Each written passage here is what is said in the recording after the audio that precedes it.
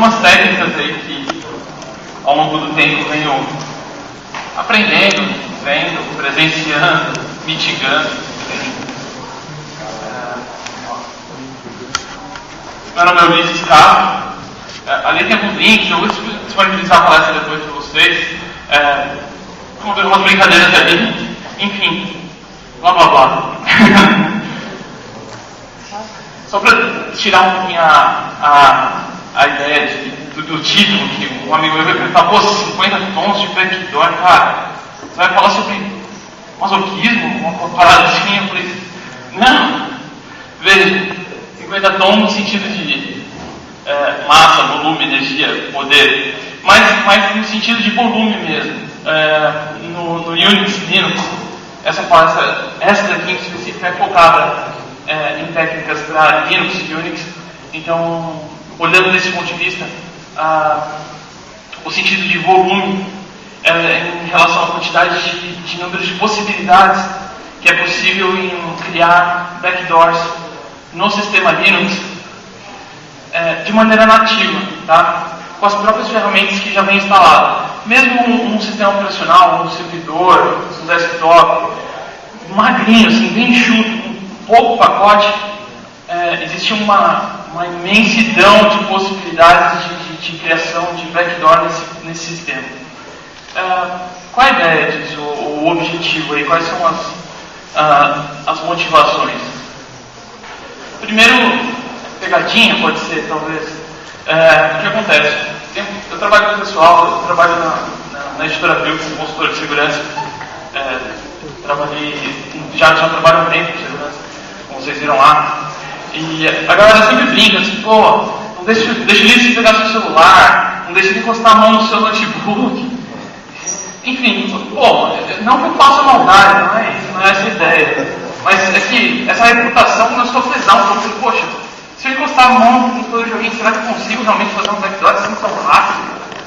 Eu não conseguia antes, sinceramente, não antes de ter escrito a palestra e criar um pequeno projeto sobre isso, para estudar qual é a velocidade que uma pessoa consegue criar um backdoor no Linux, por exemplo, um terminal aberto, que alguém esqueceu, ou então um servidor onde você está compartilhando um shell com um terceiro. E aí começam a aumentar as preocupações, ou então uma intrusão. No teste de intrusão, qual a velocidade que você consegue, o quão furtivo ou com quão poucas ferramentas você consegue criar um backdoor no sistema Linux. Então, algumas motivações: sistema de intrusão, detecção de intrusão, ou seja, como eu consigo detectar e mitigar esse tipo de ameaça, ethical ou unethical hacking, enfim, motivação. Um aviso que eu coloquei assim, não me culpe, os próximos demos vão ser, alguns deles, feitos até para o próprio root, mas a ideia, como eu disse, vamos lembrar da motivação, quão rápido alguém consegue criar um backdoor no sistema Linux. E quão difícil né? Então, assim, algumas provas de conceito eu vou estar escrevendo como root, mas algumas rodam com o usuário comum também. O que mais? Bom, é isso, só para aquele capítulo, putz, mas pô, cara, com root, caramba, com root eu consigo qualquer coisa, legal, mas com quanto tempo? Aquele lance da galera desafiar, pô, não, senta aí na máquina, quero ver se fazer alguma coisa. Então, peraí, o que eu posso fazer com isso? Então, a motivação é essa, e lógico, algumas delas podem ser utilizadas, inclusive, em combinação com alguns exploits, para você conseguir escalar o privilégio, enfim, várias técnicas. Eu separei alguns demos de vídeo, tá? A palestra é praticamente em cima de demos de possibilidades. Então, uma delas começa com GitHub. Alguém já... Eu não quero ficar falando sozinho aqui não, galera. Quando tiver uma dúvida, pode levantar. Meio solitário. Mas vamos lá. GitHub. Alguém trabalha com Git aqui? Controle de versão, de código? Legal. GitHub é uma possibilidade que existe usando o próprio Git você falou que tinha de você destacar alguns processos. Você falou que é CO0L? Mediante algumas Então espero que seja bacana aí. Enfim, forte, com o Git, vamos jogar uma situação com você está na frente da máquina desenvolvedora, ele está dentro de um diretório de um projeto e você quer demonstrar aquilo para ele, falar, beleza, senta aí, vamos fazer uma pegadinha. Ou não, ou de repente você ainda cai dentro de um servidor de desenvolvimento e dentro desse servidor de desenvolvimento é preciso colocar algum tipo de acesso, ou manter o acesso lá para continuar o seu projeto de pentest, enfim. Vamos lá, o que é possível fazer? Primeiro, aqui a gente está dentro de um diretório onde tem um projeto controlado pelo Git. E dentro dele tem aquele diretóriozinho lá, o .git. Utilizando o Git hooks, que são scripts que são executados no momento onde alguém faz algum tipo de ação, utilizando o Git, tipo, comitando o código, fazendo staff, um update, enfim. Aqui é o seguinte, ali o erro que eu estou fazendo é justamente o Xterm. O Xterm pode ser utilizado é mais para demonstração, não é um shell reverse real mesmo. Até rola em algumas situações, mas é mais para demonstrar visualmente para vocês, tá? Então, eu estou jogando dentro do pré-commit. Ou seja, repara o número de caracteres. Algo pequeno e rápido de escrever, mas que pode causar um estrago, né? Ou seja, antes de acontecer o commit, esse script vai ser lançado. Então, aqui no caso do XNest, estou só mostrando um exemplo. Supondo que o XNest seja a máquina do atacante, o XNest é um servidor X, onde recebe... você pode receber ou executar qualquer aplicação gráfica dele, tá? Então, eu estou executando o XNest na minha própria máquina mesmo, só para provar o conceito, mas seria a máquina do atacante. E assim que aquele cara, ou o programador, ou sei lá, o target de um playtest, por executar um git commit num diretório de código, a gente pode ver que o payload ali é executado, que no caso o pré-commit acaba sendo executado. E a gente tem uma shell reverse. Bom, com isso a gente consegue ver que o Git é possível criar algumas coisas maliciosas, enxergando, olhando de uma forma não comum, a gente consegue causar algum tipo de dano ou até criação de uma própria backdoor.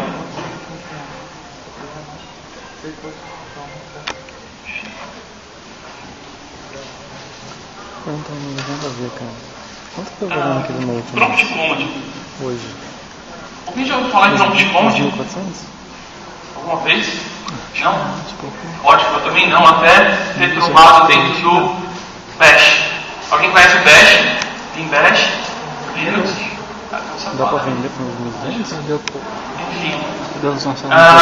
Enfim. Bash é o terminal, né? É o prompt de comando do Linux. Isso dá para repassar por esse ele é utilizado na maioria dos servidores. Um pouco de sorte. Acontece que esse cara... Deixa eu pegar aqui.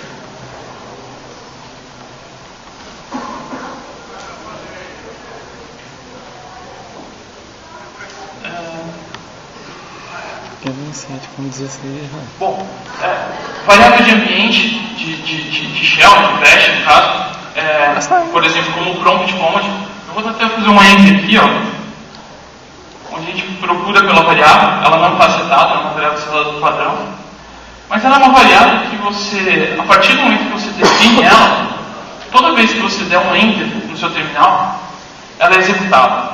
Ali, por exemplo, eu estou colocando um echo, sei lá, hello 50 tom. Toda vez que eu dou um enter, ele executa um hello. Toda vez que eu executo o comando, ele executa um hello. Por exemplo, no clear, foi o comando que eu usei para limpar ali, pode ver que depois do clear, assim que entrou no prompt, ele executou o hello. Então, abusando um pouco dessa variável de ambiente, no caso eu estou dando um set nela, mas ali em cima eu vou fazer um prompt command um pouquinho mais malicioso. Inclusive isso veio de uma brincadeira. O pessoal do trabalho queria fazer um history infinito. E aí eu falei, não, peraí, isso aí pode ser malicioso de alguma maneira. Peraí, desculpa aí tem um payload inteiro ali. Na verdade é assim, é uma execução em sequência de comandos, tá? Onde eu checo se a porta 1025 está ouvindo. Se ela não estiver ouvindo, eu peço para ele executar um payload em Python, que vai fazer o quê? Deve abrir uma porta dos fundos, um backdoor, na máquina de quem está executando. E isso acaba sendo transparente, porque para cada enter, se a porta não estiver ouvindo, ele vai restabelecer ela de novo. O netstart para ver se a porta está ouvindo. Os enters, para vocês verem, toda vez que eu executo o enter, que eu dou enter, ele checa se a porta está ouvindo. Se ela está ouvindo, ele não executa o payload. Aí que eu fiz um decode do payload só para a gente ter uma ideia. É um trechinho de Python que eu escrevi, que é um bind shell, né? Para quem não conhece, seria uma shell conectável, ou seja, se eu conectar nisso, eu consigo executar comandos remotos na máquina, né, da Vision. Enfim, conectando na própria backdoor que está sendo executado, eu consigo executar comandos. Mas quando eu posso usar isso? Imagina alguém que não conhece. Por exemplo, eu perguntei aqui numa sala que tem quantas pessoas, sei lá, quase 100. Ninguém conhecia o prompt command.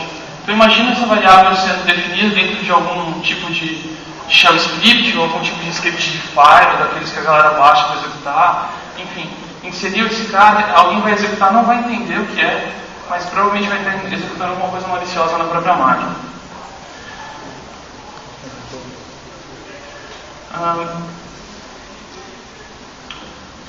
Sudoers, né? Sudoers, alguém conhece Sudoers? Tem uma ideia aqui, legal. E o que ele faz, né?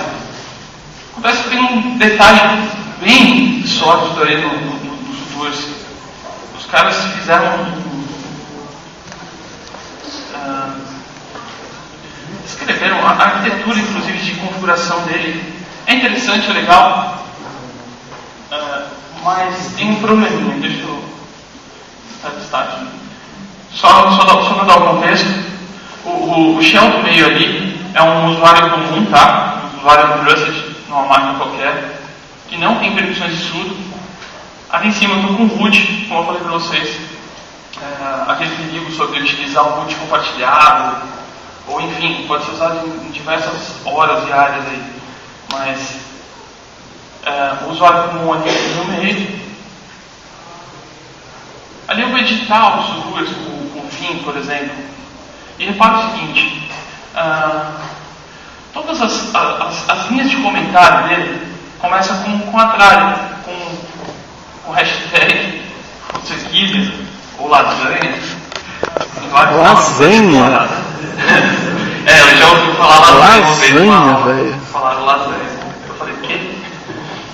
Enfim, repara que a lasanha, quando começa o comentário, ela acaba confundindo as pessoas nesse arquivo de configuração.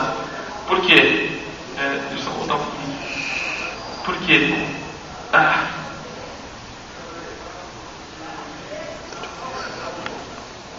Está com ASCII. Está com ASCII.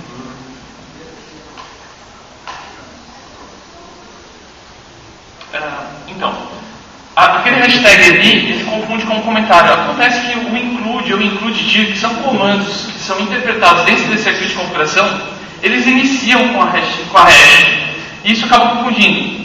No Linux hoje em dia, Unix, mas quem é bem antigo em Unix, Linux, sabe que não existia esse tipo de estrutura, tipo sudoers.d. É um negócio meio recente, mas que organiza muito melhor e ajuda você a incluir arquivos de configuração e coisas, por exemplo, Xlog, cctl, tem vários caras que utilizam essa arquitetura. O Sudoers não é diferente, ele usa também. Acontece que os caras, ao incluírem esse tipo de organização, eles permitiram que a tralhazinha ali, o comentário, fosse interpretado como include. Então, dentro do próprio Sudoers.d, tem um arquivo de ritmo, que dá para ver que é comentado, né? Então, o que pode ser feito para confundir quem está fazendo aquela vistoria de hardware, auditoria e tudo mais? A gente faz um app, de novo, pouquinhos caracteres, ou seja, dá para escrever rapidinho. é possível você jogar o quê? Dentro do README mesmo, a permissão de acesso para um usuário untrusted, um usuário não confiável, e a partir disso ele interpreta. Lendo o manual dos doers lá, ele ignora alguns arquivos de backup, arquivos que terminam com tio, enfim. Mas ele não ignora o README e também faz o include no hashtag lá, o hash do cerquilha include. Enfim, pode ver que depois de incluir do usuário, ele consegue executar o boot de novo. Quão difícil seria encontrar uma configuração errada dessa no sistema operacional, né? Ou harmonizar um ambiente dessa forma.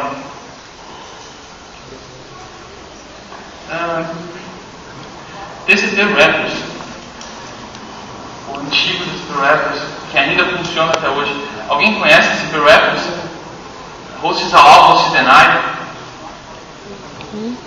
Legal. Bom, brincando um pouquinho com TCP Wrappers, tive que fazer peguei um servidor para fazer uns testes e vi que os caras utilizavam TCP Wrappers para filtrar entradas de algum serviço. Mas esse cara aqui não funciona como firewall, ele não é firewall. Vamos entender o porquê.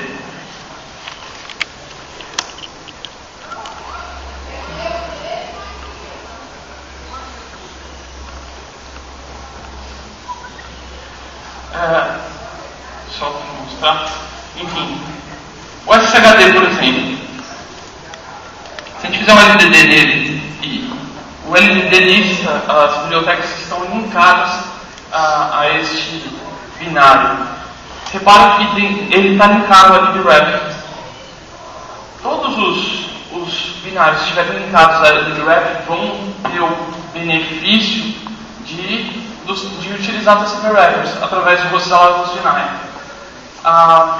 No caso do SSHD antigo, INETD, XINETD, Portmap, bom, tem uma infinidade de binários que ainda hoje em dia tem suporte a esse cara.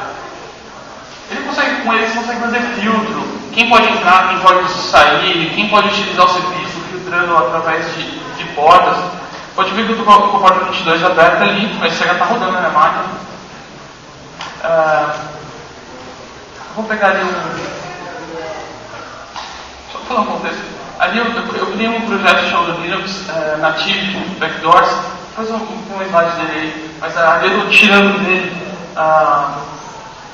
o payload que vai ser executado. Enfim. Executando um e executando. Deixa eu só traduzir ele como para o TCP Wrappers, o hosts allow e deny, olhando nele, eu percebi o quê? Que ele também executa comandos de acordo com algum tipo de diretiva, algum match. Então, eu consigo, por exemplo, toda vez que alguém bater na SSH, se vier de uma origem X ou Y, ou simplesmente bater na SSH, eu consigo executar um comando naquele servidor. Se tiver isso definido ali. Então, colocando aí dentro do host allow uma entrada onde ela dá match. Em qualquer tipo de binário que estiver linkado a libwrap, isso aí pode dar um problema descrito dessa forma em um servidor de produção, porque o próprio Apache é linkado a libwrap, ou seja, nesse caso, para cada conexão que bater no que você tem, ele vai estar executando ali uma shell reverse. O beanbash ali, /devtcp, é o que faz a mágica. Então, testando ele agora, aqui eu coloco uma porta do lado para ouvir, seria a máquina do atacante, tá? Os dois terminais de baixo, por exemplo. A porta vai 443 ouvindo, conforme está lá em cima do próprio backdoor, e coloco SSH qualquer coisa, a máquina da vítima, e instantaneamente eu tenho uma shell de root na máquina, né? A gente estava executando com root. Então, bateu, libTCP Wrappers vai passar pelo host da deny. Como você tem all, automaticamente shell reversa para o atacante.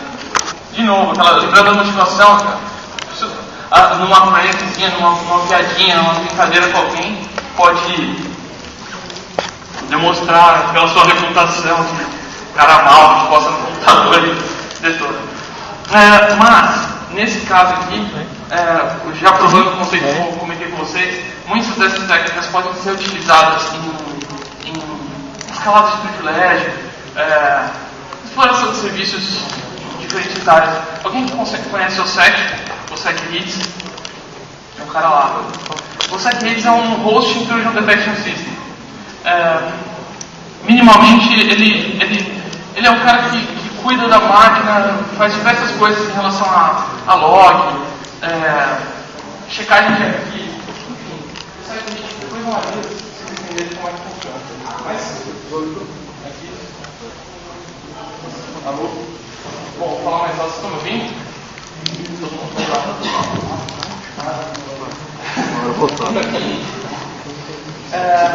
o SecHits saiu um exploit há pouco tempo atrás para ele, mas não é um exploit, na verdade é uma falha encontrada nele próprio, porque através desse tipo de execução de comando, no caso do SecHits, através do host deny, era possível colocar uma execução de comando e fazer uma escalada de privilégio em servidores que possuem o SecHits. A hierarquia é engraçada, porque é um serviço que deveria proteger e deveria bloquear os acessos, mas na verdade ele acaba abrindo uma porta. Todo mundo está propício a erros, os caras erraram no código, já corrigiram, mas o exploit foi feito através dessa técnica.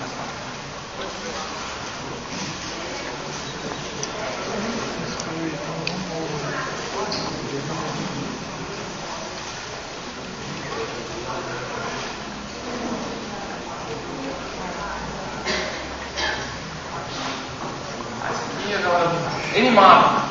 Quem conhece Nmap? Agora vai. Nmap. Beleza. Ótimo que todo mundo conhece, porque esse cara também pode ser perigoso em questão de segundos ali na mão de alguém. A ideia é justamente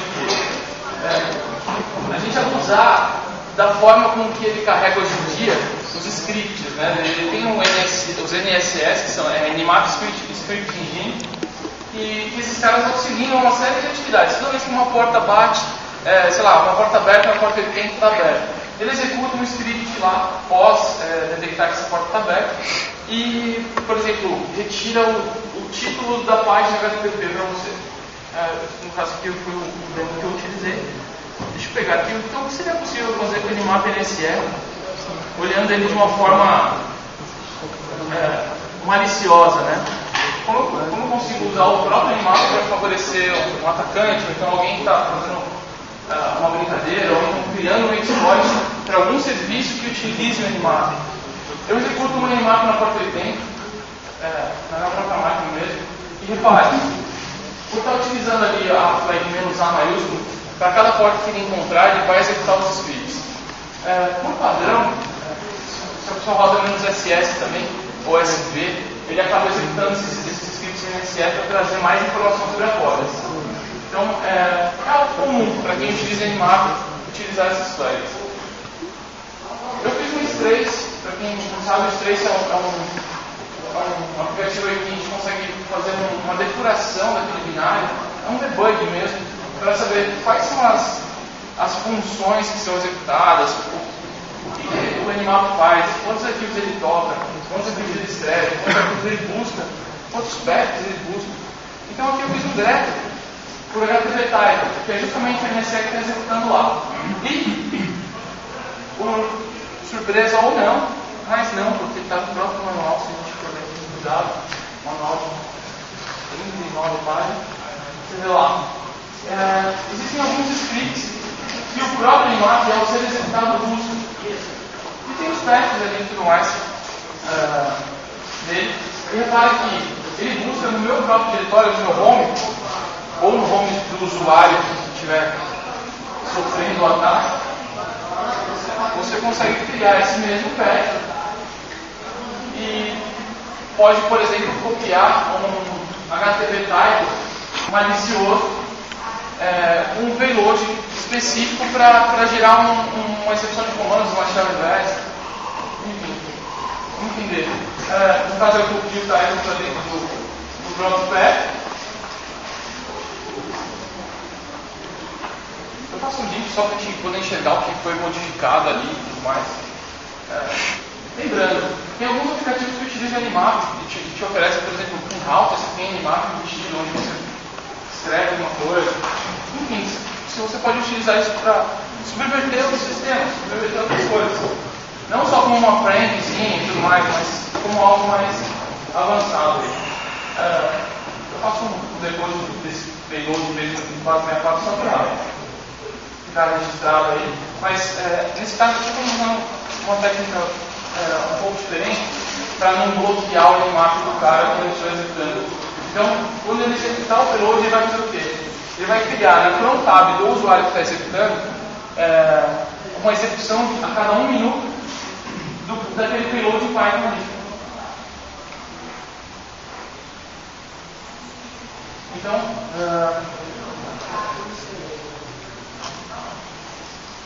começa o comando lá em cima, usando esse executor Animap, e agora, por ter controlado isso, ele conhecido o pack, onde ele vai buscar os NSS, os scripts, eu coloco para executar aí pode ver que o cron tab não está com nada registrado. Cria uma porta ouvindo localmente, mas isso seria a máquina do atacante mesmo. E toda vez que aquele usuário executar um Animap, um payload de execução remota de comando, na verdade, uma shell reversa, vai estar inserida no cron tab, como mostra ali do lado, né, cada 1 minuto. E por coincidência foi rapidinho, porque no Linux o minuto cheio é executado o comando, então dei sorte desse no minuto cheio. Mas a shell reversa para o próprio atacante voltou ali, né?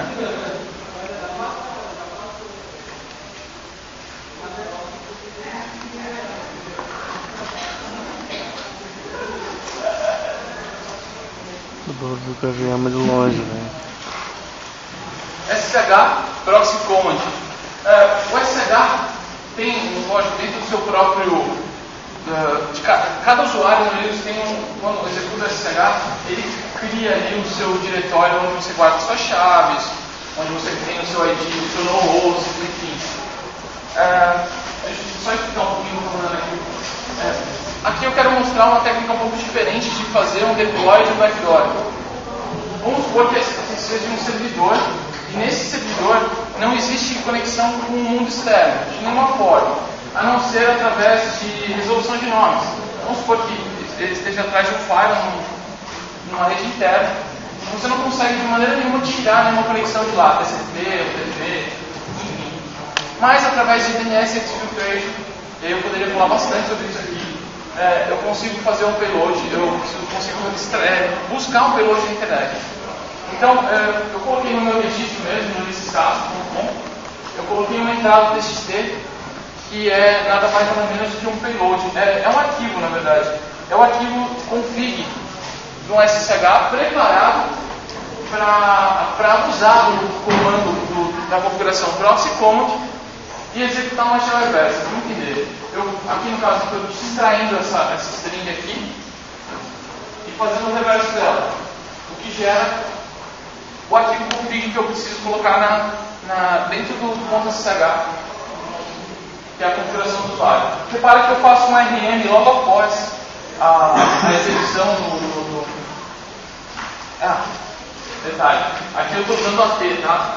Então, o proxy command, o payload aqui, é o externo, aquele primeiro que a gente viu, sendo redirecionado para o AT.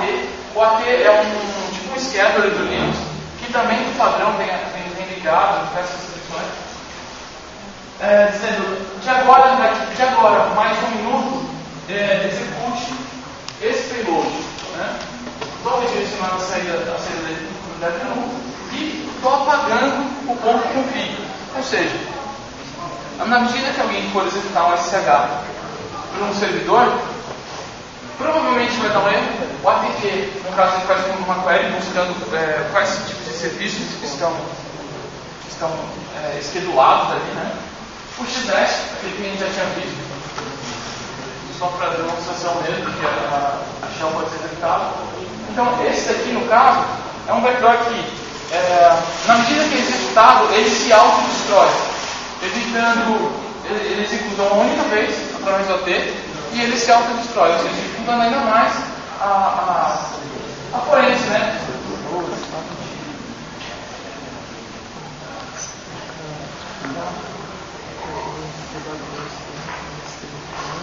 Então, ó, ali em cima eu já joguei dentro do config, já criei um config dentro do ponto SH, e agora eu vou executar nesse SH.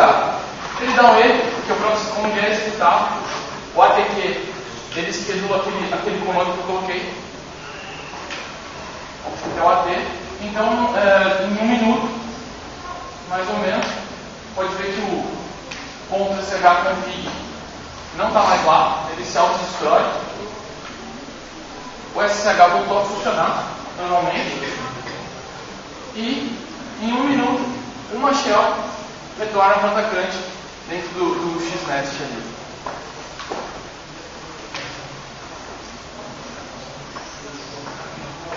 O atacante recebe uma shell reversa, ao mesmo tempo. Isso aí é só para detectar vulnerabilidade de porta? Não deixa nenhum rastro. Na verdade, ele está criando. Ele está criando a vulnerabilidade? Ele está criando um mecanismo para você acessar. Uma brincadeira, um exploit sério, pode ser bem danoso aí, e bem difícil de encontrar. Homoglife. Esse cara aqui é muito chato. Homoglife. Unicode homoglyphs. Alguém já fala de homoglyphs? Alguém já ouviu falar? Homoglyphs são aqueles caracteres o Unicode traz caracteres de outras línguas, por exemplo, o cirílico, dos russos, enfim, que tem caracteres que são semelhantes aos nossos. Por exemplo, tem um caractere cirílico que parece com N, assim como tem um caractere grego que parece com ponto e vírgula. Sabe uma piadinha esses dias aí, você aqui mandou para mim, pô, isso aí é um homoglyph, que é o quê? O cara vai lá e troca o caractere grego, ponto e vírgula, para fazer para trollar alguém, troca por um ponto e vírgula no final dentro de um arquivo de configuração ou dentro de algum arquivo, de alguma programação feita lá. Causa um bug danado que o cara conseguir identificar aquele caractere interpretado não é um ponto e vírgula, é muito difícil, o cara vai ter que estar depurando, né, ponto a ponto. Aqui eu quero provar o quê? Que como utilizar isso de uma forma maliciosa para criar um vector, a ponto de que alguém não consiga identificar que aquele sistema foi comprometido de alguma maneira. Então, o login, quando você vai logar no servidor, ele utiliza PAN. Hoje em dia todos os Linux utilizam PAN. A grande maioria dele utiliza PAN. Enfim. No caso aí é o CentOS. O System Alteração TH é o cara responsável por, através do PAN, garantir que o sistema, na hora que você estiver logando, você passe por algumas checagens. Dentre elas, a checagem do próprio password. Caso o password for incorreto, ele chama uma biblioteca chamada PanDeny e ela nega o acesso para você. A brincadeira aqui é simples. Eu troco PanDeny por um PanDeny copiado. No caso do outro, o cara passa pelo login. Eu entro no login e a senha. Se a senha estiver correta, ele já vai chamar o PanPermit e vai seguir o jogo. Vai te deixar logar no sistema. Se você já digitar a senha incorreta, ele vai chamar o PanDeny, vai te negar o acesso ao sistema. A brincadeira aqui é, naquele lapso de segundo, virou de costas, copia ou está com root compartilhado e não está sob observação dos comandos que estão sendo executados.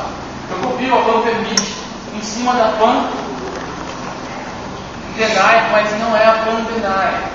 É a Pan, caractere russo, y.so. No caso, isso seria um Unicode, o homoglyph, né? Onde você tem um caractere parecido com N. Você pode ver, ele fica um N meio esquisitinho, mas não sei se de longe vocês vão conseguir ver. Mas é um N. É um PanDeny russo. Enfim, passo 7 e substituo todas as entrada desse pan-deny pelo pan-deny russo novo. Parece um pan-deny. Enfim. E toda vez que alguém for fazer um login, ao invés de colocar senha, é só digitar o enter. Então é menor. Estou trocando as entradas do sistema. Está dentro do pan.d. Enfim. Repara que o pan-deny foi trocado. É engraçado, no CentOS, esse caractere, acho que talvez por causa da fonte, por causa da fonte, no caso do CentOS, por causa da fonte, dá para reparar que esse N está meio torto.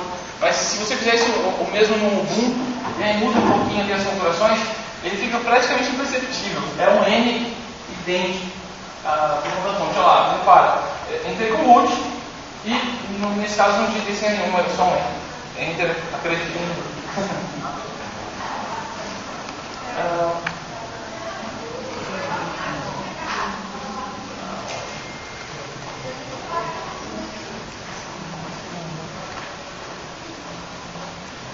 Cada passa de comendo, deixa a gente bichado. Network Manager. Alguém conhece Network Manager? Quem usa Ubuntu ou usa Linux no desktop provavelmente já sofreu com esse cara de comando. Antigamente era bem bugado, chato pra caramba, se conectar pro carro, não funcionava. Enfim, hoje em dia ele está mais estável, funciona. Ele traz excelentes ferramentas para desktop, principalmente no quesito listagem de redes do Wi-Fi. Normalmente, para você forçar um scan de uma rede Wi-Fi, você precisa de root, mas nesse caso, um usuário comum consegue. O cenário aqui é uma máquina que não tem conectividade alguma com a internet, que não tem cabo de rede, não esteja conectado numa rede Wi-Fi, e mesmo assim, com o nosso backdoor, é possível executar comando nessa máquina. Como?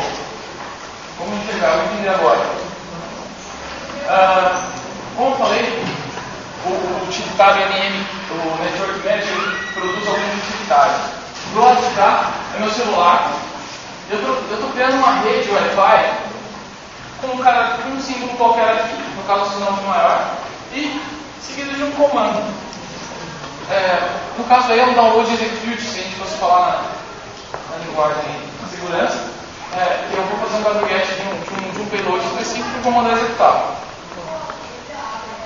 A princípio não vai funcionar, porque lembrando do cenário, esse cara não está conectado na internet nesse instante, mas a gente consegue a partir disso executar qualquer comando na máquina sem precisar ter conectividade alguma. Como dá para ver, a rede está criada. Ali no primeiro terminal eu listo as redes Wi-Fi que estão no local. Tem uma lista lá. E nossa Wi-Fi wget, bit.ly.get out. Aí no caso vou só filtrar um pouquinho mais para trazer somente as redes, que é o que interessa. Mais um pouquinho de shell form, se eu vou chamar isso, que é filtrando um pouquinho mais. E agora trazendo aí só a rede que interessa pra gente, que é a rede que faz o wget aqui. Wget, para quem não conhece, é um utilitário, tipo um web browser de linha de comando, que tem milhares de opções. Nesse caso aí eu vou só, pode ver que a gente consegue filtrar e trazer só o comando. Esse ponto é importante. O que acontece? Repara, se eu consigo, através do nome de uma rede Wi-Fi, passar qualquer tipo de informação, através da NMCLI eu consigo pegar isso.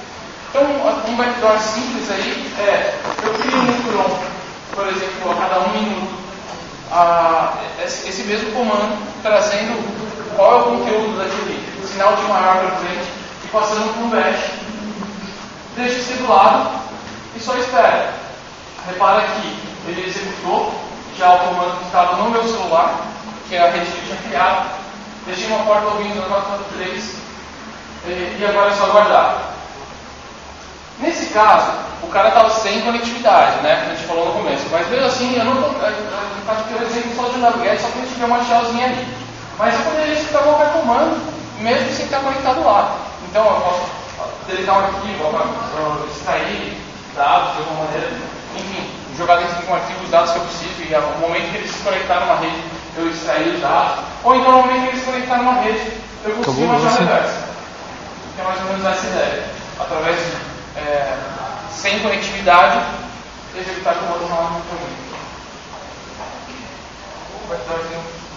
No caso ele está executando pelo celular, né?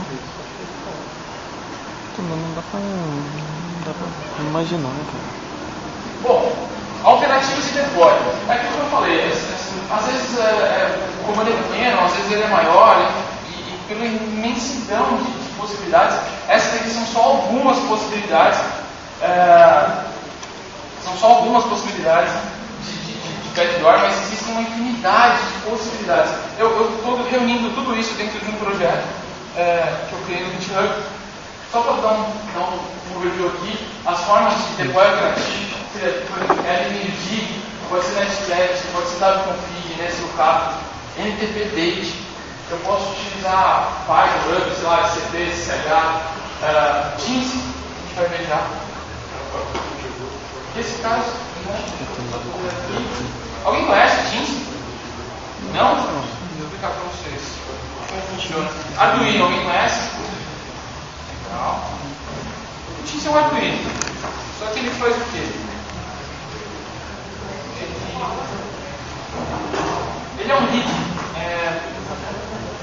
O que é um RID? Human Interface Device. Esse cara aqui, ó, é o meu da foto, tá?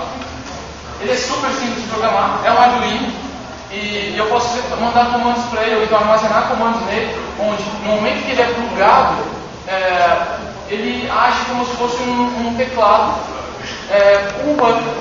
Então, eu tenho um teclado onde eu digito um monte de comando, ou qualquer tipo de sequência de letras, e ele gera para mim, ao plugar, ele vai gerar os comandos. Vou tentar fazer um demo aqui, na mão, para a gente ver. Mas basicamente seria isso, tá? Vou fazer um app aqui. No momento que eu plugo ele começa a digitar uma sequência de caracteres que eu pré-defini dentro dele.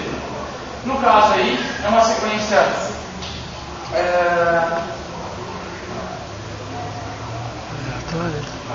em X. Vou tirar para eu repetir. Que eu consigo reverter ela dessa forma. Ou seja, eu tenho um comando em Python, que é um payload em Python que vai fazer uma execução vai trazer uma shell reversa para o atacante. De novo, lembrando, fisicamente, o ataque é um pouco mais difícil, mas quando a gente fala de brincadeira, alguém vira de costas, plugou, vai embora. Ou então, através de um ataque físico, mas eu vi esse ataque físico para fazer um monte de coisa e tal. Legal, se der, e você souber de alguma que eu não conheço, ótimo. Sim.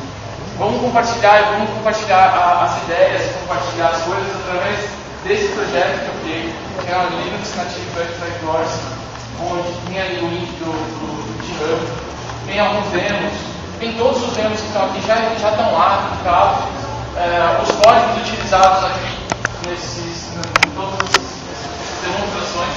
Essa apresentação está aí.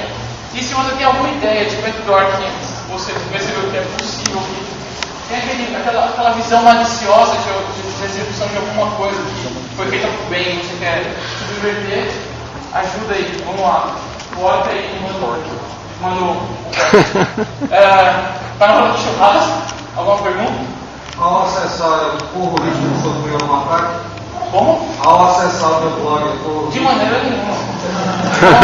Lá no GitHub, o GitHub tem todos os códigos lá, se tivesse, eu ia contar, né?